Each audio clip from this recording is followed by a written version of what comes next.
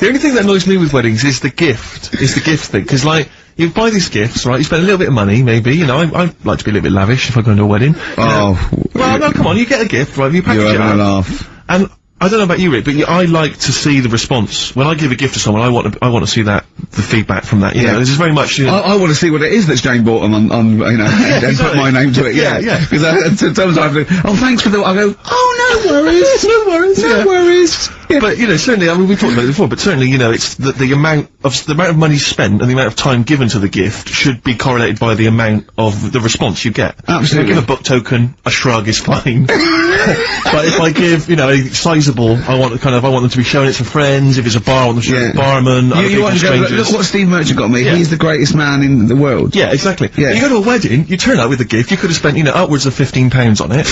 You turn up, you walk in, you say, excuse me, where's the bride and groom? I want to give them this gift. And some bloke, normally the brother-in-law, says, oh, no, the brother-in-law's mate. Yeah, sorry, they're too busy to see you right now. Just stick the gift on this big table with all the other ones. Yeah. And, they'll get back to you. In a week. It may be 6 to 8 weeks after the honeymoon, they maybe write you a note. They won't thank you personally, they'll write you a note. It'll be a general thank you, and your name in different type. Yeah, but it might have some vague reference to, you know, to what you did, but it won't really be personalised. Yeah. The set of mugs, again, will be in different type. Exactly. Thank you, Steve Merchant, for your wonderful gift. We love mugs. Yeah, yours. Yeah, exactly. and a photocopied signature. Exactly, yeah. It's not right, is it? Oh dear. And also, of course, as well, if there's a baby involved, you know, perhaps they had a kid out of wedlock, and that's why they're getting married. There's normally the little baby signature as well. I hate that, like the baby signed it. From Paul and Sharon, and little Billy.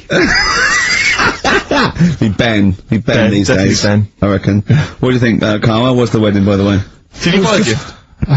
Suzanne sorted something out. Yeah. What? I don't know. Oh, actually, no, we're going away, having a week away with them. Well, that's your gift? Yeah. What, we're going away? No, we're going away to Cornwall or something, and, yeah, that's it. We've sort of paid for a place to stay and, coming along and that. And their gift is to spend a week with you in a confined space. They'll have a great time and that. Will they? Yeah, it's fine. Can I get a pen? I'm making a note of how many times you say "and that" during today's show, and so far there's 3. I've noticed 3. I'm just gonna make a note of it, because I think we can have a competition here. And if you can predict how many times he's gonna say "and that," the closest one wins some of the crap DVDs that we've got on offer. Hold on, tell me we've got Ladder 49. Definitely. Landed Ben Folds on XFM 104.9. We've had an email, Rick, from Simon Whittaker. He says, he's throwing the question to Carl. Have you seen the video for that Ben Folds song, where there's apparently a monkey working the sound desk and shifting the piano? Yeah, you want to check that out. Talking of monkeys, working the sound desk, we've also had a lot of emails directed at you, a lot of emails directed at you, Carl, asking if you saw this programme that was on in the week. I think I didn't see it. I know the strangest village in Britain. Yeah. Did he watch it? He called me 6 times during it. Called me 6 times every time. Now just explain briefly what this was, because I didn't see it. Well, it was, a sort of an experiment, I think, I can work out from the sort of 70s, and it was sort of run by, from what I can make out, mainly sort of German, Christians. Right. And, what it was people with various disabilities, or mental illnesses, Down syndrome, autism, bewildered, you know, and they were living normally in the community. And there was 300 people in the village, half, had some sort of, problem, mental problem or disability, and the other half were sort of carers. And, I mean, it was, you know, it was very, very strange. And where is this village? It's somewhere in this It's up near Whitby, innit? Right, okay. But he called me at various points when you were watching that, and it started off, he went, geez, if that's the beginning, what have they got coming up? Then there was 2 fellas, and the phone rang, and it went, what is going on? And it was 2, blokes, who had created their own language. Okay. And they were going, what do you know? And you go, what do you do? And, you know, it was an interesting programming. I love documentaries like that. But what made it twice as good was that I knew that Carl was getting confused. Yeah. There was one bloke that went round interviewing people, and he'd just have a string of questions, and he'd go, have you ever had curly hair? What's your favourite animal? Have you ever seen a badger? Alright. And, Carl was getting stressed. It was stressing me out. He was trying to think of the answers quickly enough. Yeah, he was sort of saying, you know, do you like mosaics and that? And I was like, oh, I do it. And the next question was coming in. It was like Malik's mallet. You know, that sort of that word association thing. It was like, stressing me out. But he said he wanted to go there. He actually said, oh, could I go for a holiday there? And I went, well, I doubt that. I don't know. Maybe you could go on a visit. You know, oh, that would be great, wouldn't it? For Carl to walk in there. But the thing about it would be like, Carl would be the ruler. He'd be the king. It would be that, in the kingdom of the blind, the one-eyed man is king. I mean, he would just dominate. I don't know, there were some of them were quite clever. Really? Yeah, I don't think he'd, I think he'd probably be average. I don't think he'd... Okay, he'd blend in. No, I don't think he'd shine. Because a lot of them were quite good at some things, weren't they? He didn't like the angry bloke who punched him. There was this really sort of sweet Down syndrome woman called Nan, and she hadn't hung her coat up, and this angry bloke was going, if you don't hang your coat up, I will. And he punched her, didn't he? Yeah.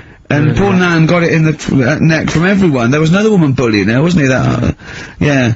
But you like the little the little Down syndrome fellow with the woolly hat who was helping that woman. If I went there, he's the one who had sort of hunt down and said, come on, let's go for a pint or something. Sure.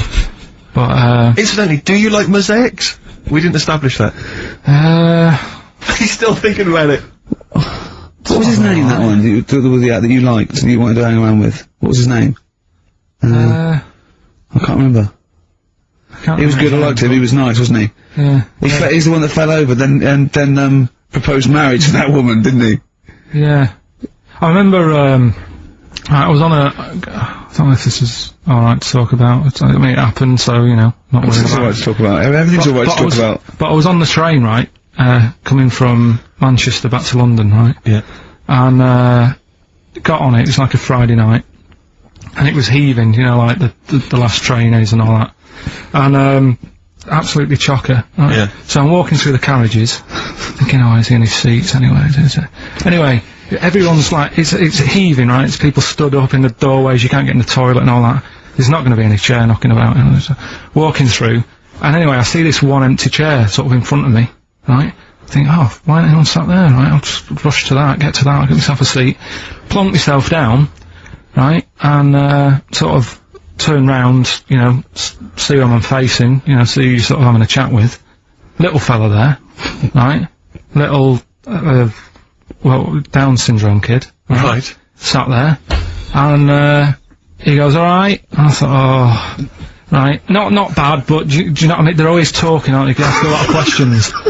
Right, so I was like, oh, here we go, 2.5 hours. And I couldn't get up because the thing is, that's obvious. Sure. Right? So that's like mean. I never want to be mean, do you know what I mean? No. At the end of the day. So anyway, so I think, oh no, I'll go to sleep. Clever. Right, so I shut my eyes, and he leaves me alone and all that. So then, my phone goes, and I think, right, what do? Do I ignore it? Or do I open my eyes and see what it is? Anyway, I open my eyes, it's Ricky calling about something. About nothing, probably, actually, thinking about it. It wasn't even worth answering, right? So anyway, I'm awake now, aren't I? So he's like, hello? And I'm like, alright, mate. And he says, you're muscly.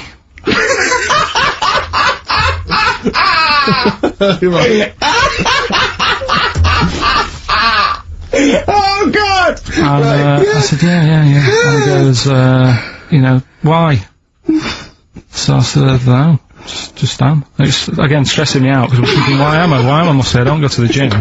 And, you know, I mean, I'm not muscly, I'm in good shape and that. Well. So then, he wants an arm wrestle. On a crammed train from Manchester, so I've got another hour and a half of this.